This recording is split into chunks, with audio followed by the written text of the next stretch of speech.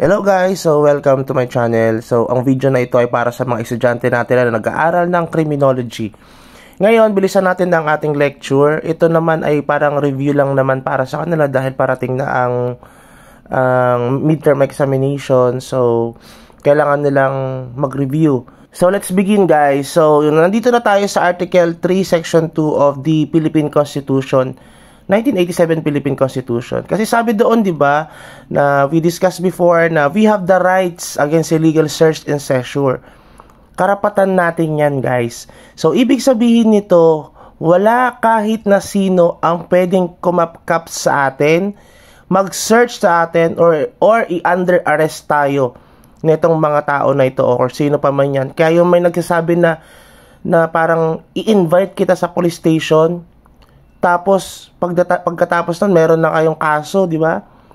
Hindi pwede yun, guys, kasi nga bawal yun. Pwede kayong tumanggi doon sa mga sinasabi nila na ini-invite lang namin siya sa police station. Okay, pwede kayong tumanggi doon. Hindi sa pilitan na kayo ay sasama. Malinaw kasi karapatan natin ito. So pero merong dalawang exemption. Nandito yung warrant of arrest and warrantless arrest. Ang sabi doon, sa dalawang factor na ito or circumstances na ito, mawawala yung karapatan natin doon sa illegal search and seizure because of this warrant of arrest and warrantless arrest. So sir, ano nga bang ibig sabihin nitong warrant of arrest and warrantless arrest?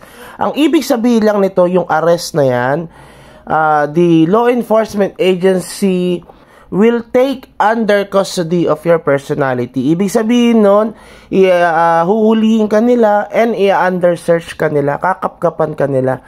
Bakit? Because we violated a violation of laws here in the Philippines. That is the reason kung bakit nawawala ang ating karapatan dito sa Article 3 Section 2 of the Philippine Constitution because of this warrant of arrest and warrantless arrest. So sino nga ba ang nai-issuehan nitong mga warrant of arrest? Unang-una dyan, yung mga taong at large. Ibig sabihin, na-filean sila ng complaint, tapos nag-pursue papunta sa korte, at yung court ngayon, dahil hindi hawak ng mga pulisya itong tao na at large, siya ay kailangan issuehan ng warrant of arrest para hulihin ng ating mga law enforcement agency, para dalhin dito sa korte at mag-appear doon para litisin sa kanyang complaint or sa crime na nakomit niya. Next one is yung mga escape detainee. Ibig sabihin nito, nahuli sila ng ating kapulisan, but then for some reason sila ay nakatakas. Ngayon dahil nakatakas sila, kapag magkakaroon ng trial, hindi sila nag-a-appear. Ang mangyayari dyan ay mag-i-issue ng warrant of arrest. Para saan? Para hulihin itong tao na escape detainee. Remember ha, escape detainee, mag-i-issue yan ng warrant of arrest. Okay? Para sila ay mag-appear sa korte. Next one is yung mga expired bail. Kasi yearly or annually, yung ating mga bail ay nag-e-expire. Kailangan natin siyang i-renew, magbabayad ulit tayo sa korte. Yearly yan, guys. Siyempre, yung mga may bail lang ang makapag-bail. Kasi, syempre, it is a matter of rights yung ating bail. So, lahat pwedeng makapag-bail. But then, kapag afflictive punishment ang iyong crime na nakumit or yung kaso mo, hindi ka pwede, no? Disqualified ka sa pag-avail nitong karapatan mo dito sa bail na ito. But then, there's also an exemption to the exemption. Even though na afflictive punishment ang crime na nakumit mo, kapag ang mahina ang ebidensya laban sa'yo, pwede ka pa rin makapagpiyansa. So, sino iba ito? Anyway, yung bail ay temporary liberty. Temporary liberty meaning to say, hindi ka talaga totally malaya. Ikaw ay binibigyan lang ng karapatan na nasa labas ng lipunan habang ikaw ay dinidinig ang iyong kaso dahil nga ito ay iyong karapatan. O, balik tayo doon sa when the evidence is weak. Remember si Laila de Lima, meron siyang kaso, 'di ba? Dati siya ay protector of drugs ata, yung mga ganun yung case niya. During the incumbency of the President Duterte, hindi siya mapagpiyansa. Remember, lawyer siya at mayaman na tao. Senador nga din siya, di ba? Nanalo siya nung election na yon. But then, hindi siya makapagpiyansa. Bakit? Dahil ang lakas ng ebidensya sa kanya, at the same time, afflictive punishment ang kanyang kinaharap na kaso. Ngayon, panahon ni Marcos, napansin nyo, di ba, siya ay nag-a-appear ngayon sa mga committee, mga Blue Ribbon Committee, at the same time sa mga Senate hearing, dahil yung ebidensya laban sa kanya ay humina. Bakit? Yung mga nag-testify against Leila de Lima ay siya ay bumaliktad. Ibig sabihin ng binawi nila yung mga testimony nila against Leila de Lima. Hindi ko alam kung makakasuhan ba ako dito or mapapagalitan ako dito kung or mababash dahil nag-mention ako ng pangalan. But that is the example for the educational purposes only. Okay? So silang tatlo yung mga tao na ini-issuehan ng warrant of arrest. The next one is yung warrantless arrest. Sino-sino ba ito? Ibig sabihin nun, walang warrant na in-issue ang korte. Okay? Ibig sabihin ng bagong tao na nakakommit ng crime. Tulad nito, number 1 is in flagrante delicto. Ang sabi doon, caught in the act when in your presence that the person is attempting to commit a crime. Nakita mo on your own eyes na gumagawa siya ng krimen or gumawa siya ng krimen, pwede natin silang hulihin. Ito yung mga nakikita natin na yung mga kapulisan na may nakita sila na nagbentahan ng drugs or nag-shoplift or nang basag na sasakyan, nakita nila mismo, tapos hinuli nila. That is caught in the act or in flagrante delicto. The next one is yung hot pursuit operation. Kabaliktaran ito ng in flagrante delicto, pero pwede na lang hulihin yung tao na ito. Ano ba ito? Ito yung mga tao na hindi natin nakitang nag-commit ng crime, pero may nagsumbong sa atin na yung tao na yon, siya yung gumawa ng krimen.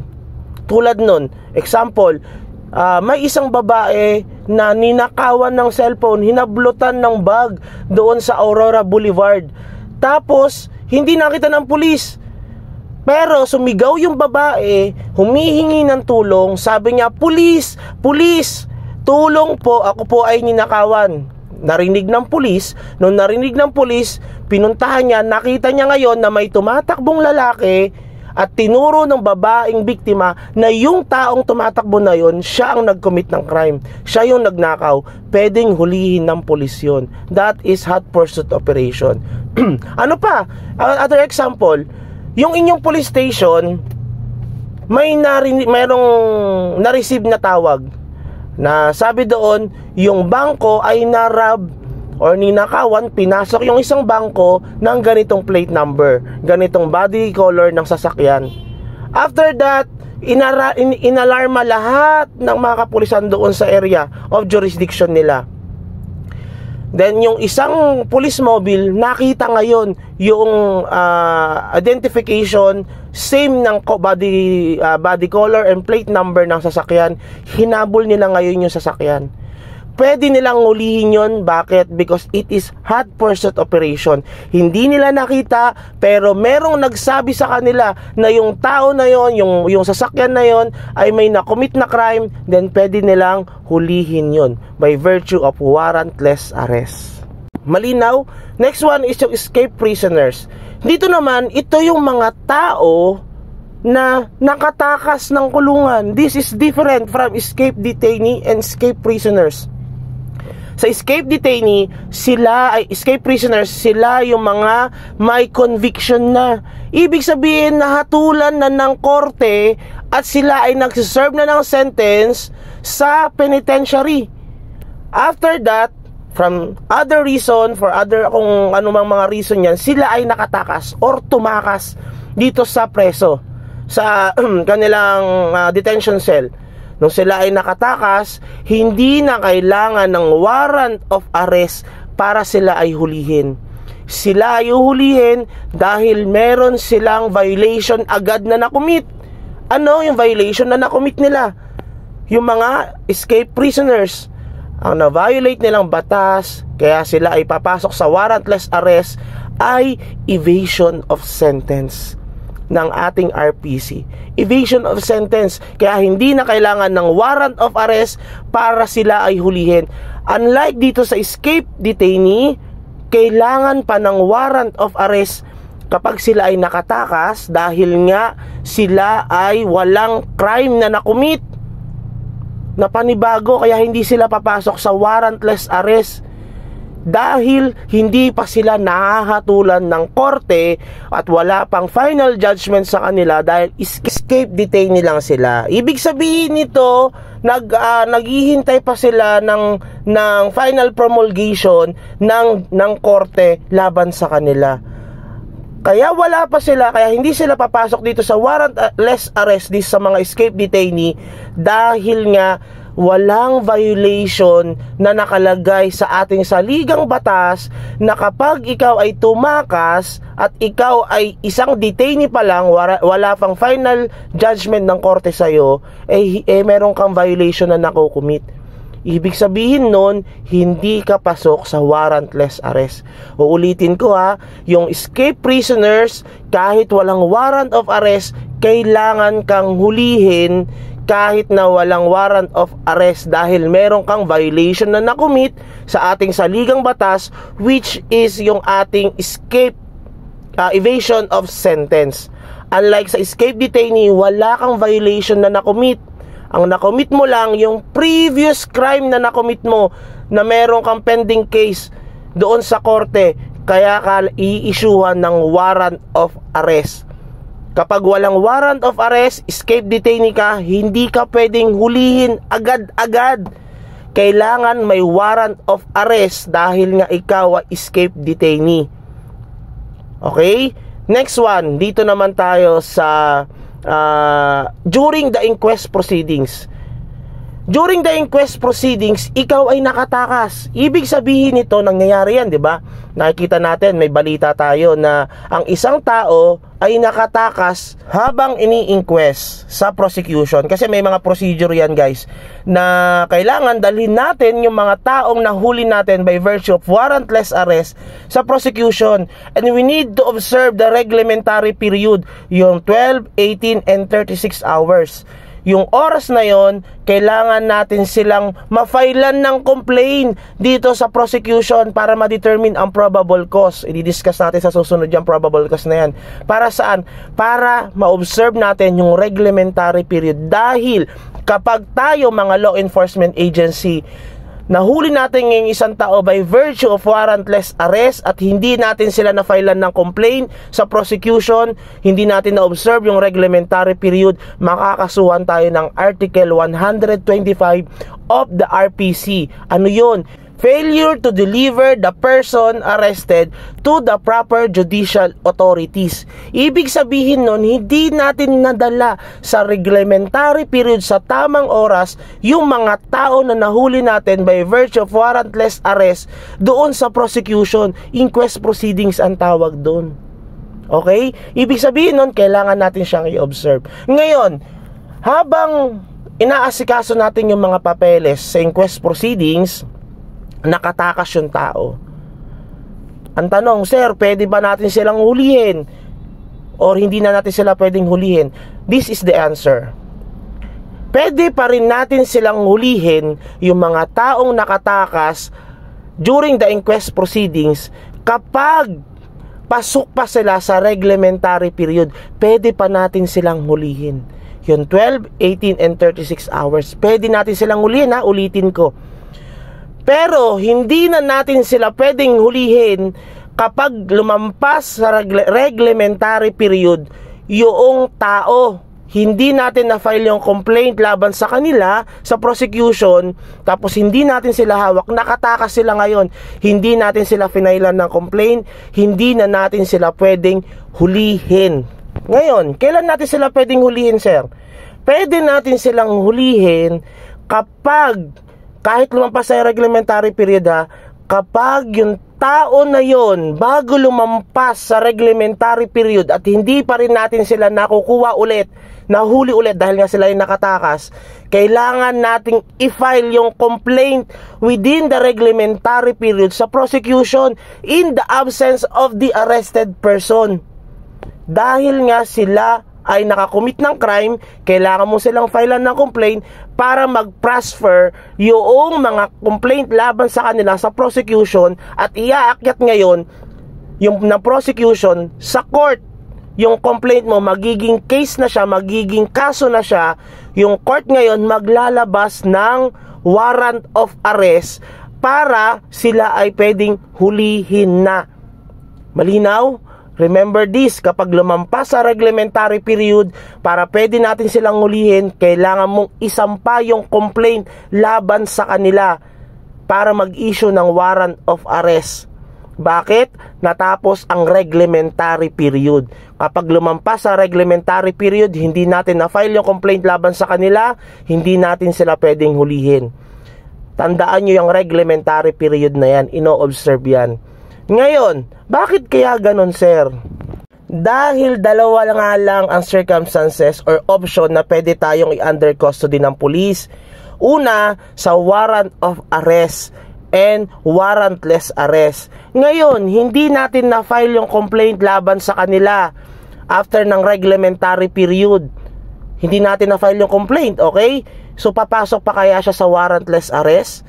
May in flagrante delicto pa ba doon? Lumampas ang reglementary period, nakita pa ba natin yung tao na gumawa ng krimen? Hindi na. Pangalawa, hot pursuit operation, may nagsabi sa atin na yung tao na yun ay nag-commit ng crime. Ibang panibagong crime to ha. No, nakita lang natin yung tao na yon. Kunwari, si A, nakita natin naglalakad, hindi natin na-file yung complaint laban sa kanya. Yung previous crime na nakomit niya, hindi natin na-file, natapos ang reglementary period. Tapos, after 3 days, 4 days, 5 days, or 1 week, nakita natin siya paggalagala si A. Pwede ba natin siyang hulihin? Hindi natin siya pwedeng hulihin, guys. Kasi, bakit? Walang nakasampang reklamo laban sa tao. Okay? Ngayon, hindi siya pasok sa in flagrante delicto. Yung tao na naglalakad, na nakakommit ng dati niyang crime, meron pa ba siyang crime na nakomit ngayon? Na nakikita mo? Wala, naglalakad lang siya. Pangalawa, hot pursuit operation, naglalakad lang yung tao. May nagsabi ba sa'yo na yung tao na yun ay nag-commit ng crime yung araw na yung mismo? Wala. So, hindi siya pwede sa hot pursuit operation. Escape prisoners, nakatakas ba sa kulungan? Na meron ng final promulgation ng judgment sa kanya? Wala rin. Hindi nga na-file yung complaint laban sa kanya eh. So, paano natin siya mahuhuli by virtue of warrantless arrest? Hindi siya pasok dito sa tatlo na ito. Dito naman tayo sa warrant of arrest. At large ba siya? Siya ba ay nakatakas tapos may pending case siya? Diba? Yung mga taong at large, sila yung mga nasa korte yung kaso, hindi sila nahuli ng pulis, so inisyuhan sila ng warrant of arrest.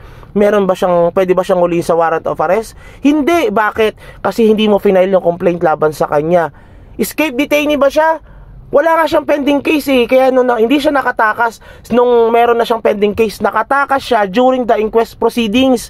During sa complaint pa lang, magpapasa ka pala ng complaint. Eh hindi mo na ipasa yung complaint sa prosecution. So hindi naglabas ng warrant of arrest ngayon. Natapos ang reglementary period. Nag-file ba siya ng bail? Paano siya makakapag-file ng bail?